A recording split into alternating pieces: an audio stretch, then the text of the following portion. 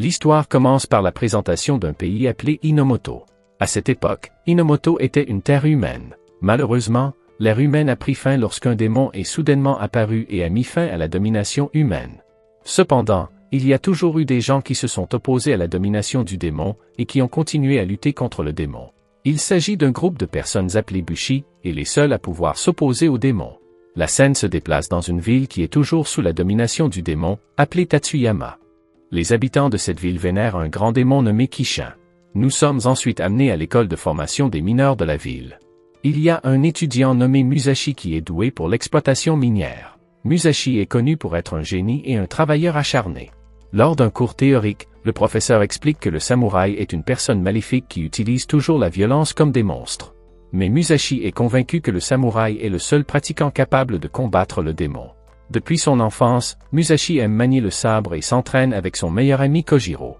À l'époque, le père de Kojiro leur racontait la bataille féroce entre les samouraïs et les démons. Il leur disait également que la seule personne capable de s'opposer aux démons était le samouraï Bushidan. Malheureusement, le père de Kojiro est décédé. Lorsque Musashi et Kojiro étaient encore enfants, ils ont promis de devenir des samouraïs et de former une bande pour chasser les Oni. De retour dans le présent, Musashi et ses amis apprennent qu'il y aura une cérémonie de remise des diplômes pour vénérer les démons. Avant la fin de l'entraînement, on leur demande de déclarer leurs rêves pour l'avenir.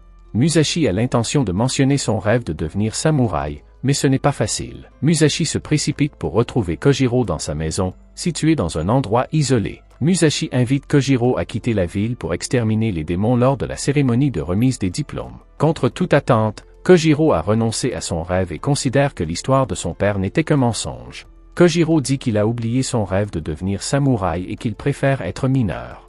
Musashi est choqué d'entendre cela et quitte immédiatement sa maison. En fait, Kojiro a fait exprès de dire cela pour que Musashi puisse vivre sa vie normalement. Kojiro ne veut pas que Musashi vive comme le sien, que tout le monde évite. Nous découvrons la vie passée de Kojiro. Il était le descendant d'un samouraï par son père. À cette époque, tout le monde déteste les samouraïs, si bien que Kojiro n'est pas accepté par tout le monde et doit vivre de façon pathétique.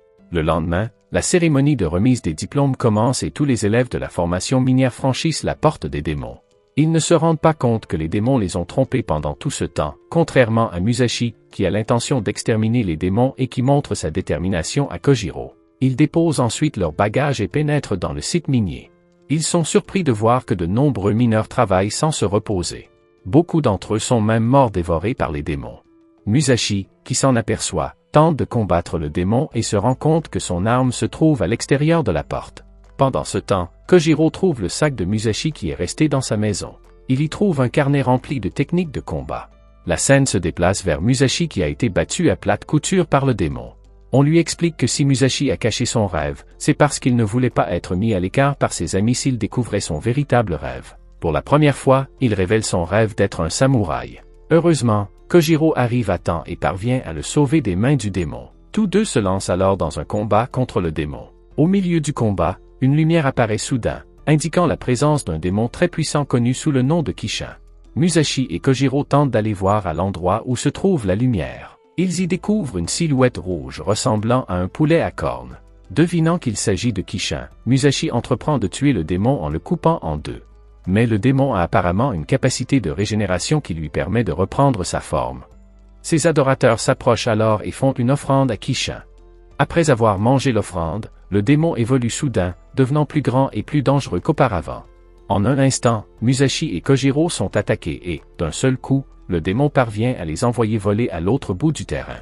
Musashi est blessé, tandis que Kojiro tente de ne pas abandonner. Le démon semble vouloir s'emparer de l'épée de Kojiro. Remarquant le mouvement du démon, Kojiro se défend, essayant de conserver l'épée que lui a donnée son père. Après cela, nous assistons à l'enfance de Kojiro. À cette époque, son père lui dit que la chose la plus importante, c'est que ses ancêtres sont des samouraïs Bushidan, qui ont sacrifié leur vie pour combattre les démons. Kojiro a été chargé de protéger son sabre, car dans le Bushidan, un sabre est la fierté de quelqu'un. Kojiro a essayé de se défendre contre les attaques de Kishin, mais à la fin, son sabre lui a été enlevé. Il ne parvient pas à protéger son sabre et doit voir son sabre mangé par Kishin. À la surprise générale, Musashi se relève soudain et charge le démon à plat ventre. Musashi lance une technique minière pour frapper continuellement l'estomac du démon. Cela gêne le démon, qui se met à attaquer son propre estomac. Kishin se sépare alors. Kojiro semble s'inquiéter car Musashi est entraîné dans l'estomac du démon. Heureusement, Musashi survit et parvient à récupérer l'épée de Kojiro. Grâce à lui, l'épée revient dans la main de Kojiro. L'acte héroïque de Musashi permet à Kojiro de mieux comprendre la fierté que représente le sabre pour un bushi. Par la suite, un groupe de samouraïs appelé Bushidan Takeda est venu demander à Musashi et à Kojiro de leur rendre le sabre. Il demande à Musashi et à Kojiro de battre en retraite parce que le combat contre Kishin est dangereux. Mais Musashi refuse parce qu'il a battu le Kishin. Malheureusement, le Kishin n'a pas encore perdu. Kojiro suggère à Musashi de s'éloigner et de se cacher dans un endroit sûr, mais Musashi ne l'écoute pas et continue à combattre le Kishin. Le chef du groupe est Takeda. Il commence à s'intéresser à la détermination de Musashi, qui est courageux et n'hésite pas à sacrifier sa vie, mais il ne veut pas rester inactif. Il envisage de l'aider et élabore une stratégie pour vaincre le démon. Musashi semble avoir du mal à faire face au démon car celui-ci peut régénérer ses blessures. Musashi est alors attaché avec un fil vert. Il s'avère que c'est l'œuvre de Takeda. Il conseille à Musashi de ne pas agir de manière imprudente, car le démon n'est pas facile à vaincre. Il propose de travailler ensemble pour vaincre le démon, mais Musashi n'accepte pas son offre. Il reste déterminé à vaincre le démon seul. Il a l'intention de faire de Kishin son premier exploit pour réaliser son rêve de devenir Bushi. Grâce à sa forte détermination, il parvient à rompre le fil magique. En voyant la détermination de Musashi à s'opposer à Kishin, Takeda voit en Musashi un grand talent. Takeda ordonne alors à ses troupes de soutenir Musashi. Il ligote le démon et se prépare à l'attaquer. Pendant ce temps, Kojiro tente d'attraper les adorateurs du démon pour découvrir les faiblesses de Kishin. Musashi se prépare et lance une grande technique d'épée meurtrière assez puissante. Malheureusement, son attaque fait que les hommes de Takeda ne parviennent pas à blesser le démon. Kojiro informe alors Musashi que la faiblesse du démon se trouve dans sa corne centrale, dans son ventre. Musashi en profite pour attaquer Kishin seul. Musashi réussit à toucher le démon, mais malheureusement, son arme se brise. Musashi se retrouve alors en danger et le Kishin commence à l'attaquer. Takeda intervient et tue la corne du démon en la coupant en deux. Il s'excuse auprès de Musashi d'avoir interrompu son premier exploit en tuant le démon. Le démon est finalement vaincu et son corps a péri. Takeda et son groupe dégainent leurs épées, absorbant toute la puissance de Kishin. Son groupe célèbre sa victoire car Kishin est mort dans la main de Takeda. Ils sont félicités par les mineurs. Takeda jure de libérer la terre humaine du démon. Les adorateurs du démon sont alors arrêtés et la ville de Tatsuyama est libérée de la domination du démon. Au milieu du triomphe, Musashi est contrarié parce que Takeda lui a pris son premier prix. Bien qu'il essaie de le cacher, Musashi proteste auprès de Takeda. En échange, Takeda lui donne un prix qu'il met au cou de Musashi. Arrivé chez eux, Musashi se rend compte qu'il s'agit d'un objet de grande valeur. Il s'agit d'un kaléidoscope, un outil permettant de trouver l'emplacement du démon. Ils sortent alors les rouleaux de Bushi et remarquent le même motif dans le kaléidoscope. Musashi et Kojiro obtiennent des informations importantes à partir des rouleaux. Il s'avère que le démon qui a attaqué le pays de Inomoto était composé de plus d'une centaine de démons. Les rouleaux du Bushi contiennent également des noms de démons.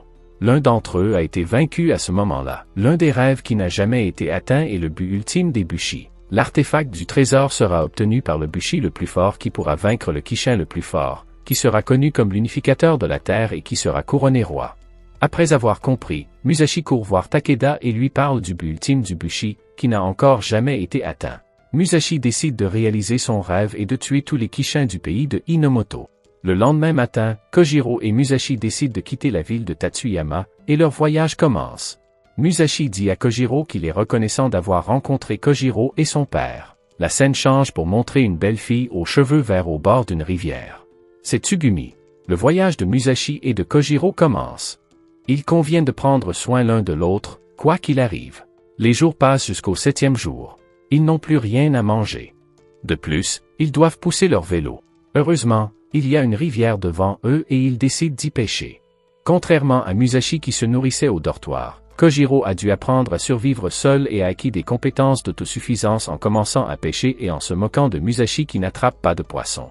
Agacé, Musashi décide de capturer plus de poissons et change d'endroit. Kojiro se demande pourquoi il est en compétition avec Musashi, car cela n'a pas d'importance, il est meilleur à la pêche, mais soudain, une fille apparaît.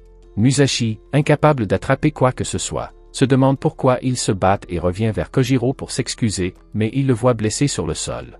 Avant même que Kojiro ne puisse l'avertir, la jeune fille, Tsugumi, l'attrape et le plaque au sol. Grâce à sa force brute, Musashi parvient à se relever et engage le combat avec Tsugumi.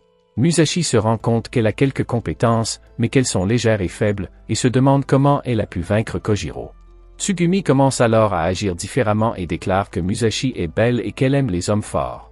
Alors qu'elle dévoile un peu plus son buste et que Musashi baisse sa garde, Tsugumi change à nouveau d'attitude, déclarant qu'il est tombé dans le panneau et tente de le poignarder avec un kunai, mais Musashi l'éjecte facilement.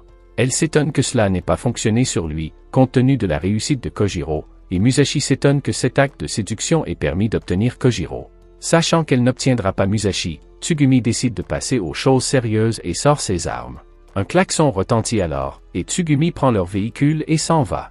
Elle se rend chez son seigneur, le chef d'un Bushidan nommé Kozamda. Il s'avère que Tsugumi a reçu l'ordre de son seigneur de leur prendre des objets de valeur. Il est révélé que Tsugumi est un membre du Bushidan Kozamda et qu'elle aime son seigneur.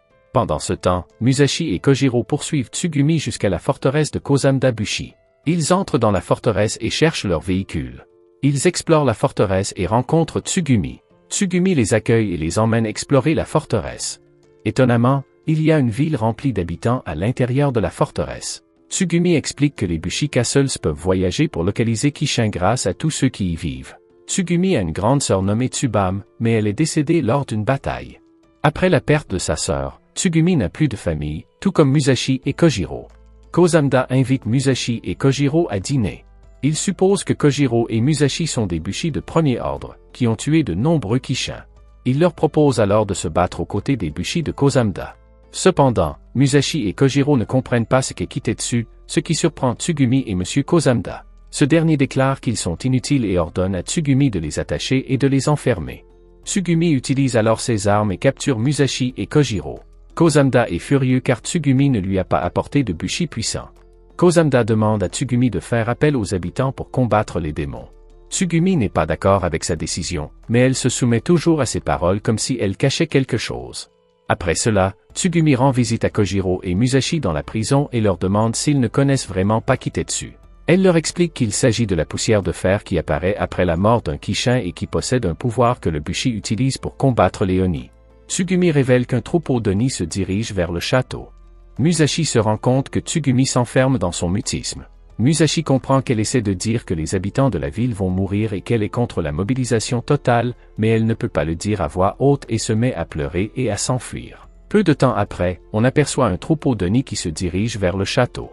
Il s'agit d'un troupeau d'Oni Kodama sauvages. Kojiro et Musashi parviennent à s'échapper du château-prison grâce à l'intelligence de Kojiro. Ils courent alors vers le sommet du château et voient que les Kodama Oni ont commencé à bouger. Pendant ce temps, Tsugumi pleure toujours et court en retenant sa peur. Là, elle rencontre son seigneur. Kozamda lui dit alors de se préparer à une mobilisation totale pour combattre les Kodama Oni. Tsugumi est choqué d'entendre cela et s'y oppose. Kozamda est furieux et la menace de l'expulser de la bande et du château. Tsugumi a peur de vivre seule. Par conséquent, elle suit ses paroles et le soumet. Tsugumi se souvient de son passé à travers une photo où elle et sa sœur sont dans les bras de Kozamda. Elle se souvient de la façon dont sa sœur était maltraitée. Et même si Tsugumi veut s'y opposer, sa peur la consume.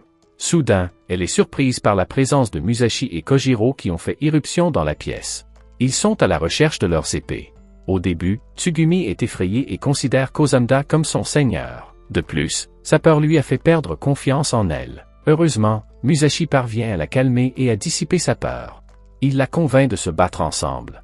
Finalement, Tsugumi se décide et ils travaillent ensemble pour sauver les habitants de la ville de l'attaque des Oni. Kojiro organise la stratégie, mais ce n'est pas facile car les habitants se sont rassemblés sous l'ordre de Kozamda.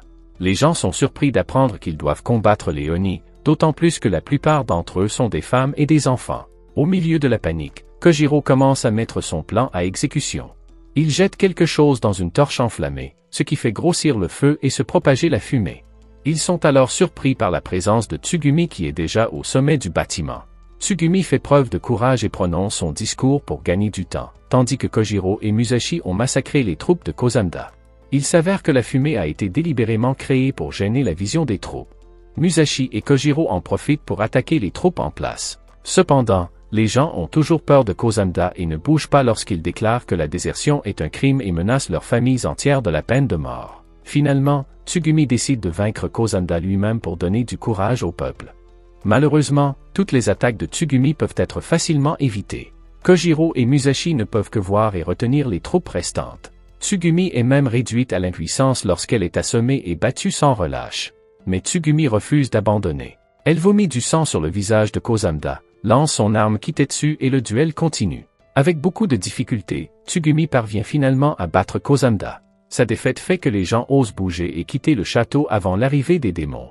Musashi et Kojiro apparaissent et parviennent à récupérer Tsugumi et à s'enfuir alors que le Kodama Oni détruit le château. Si vous voulez une suite à cet anime, abonnez-vous, laissez un like et un commentaire pour aider la chaîne à grandir. Merci d'avoir regardé cette vidéo.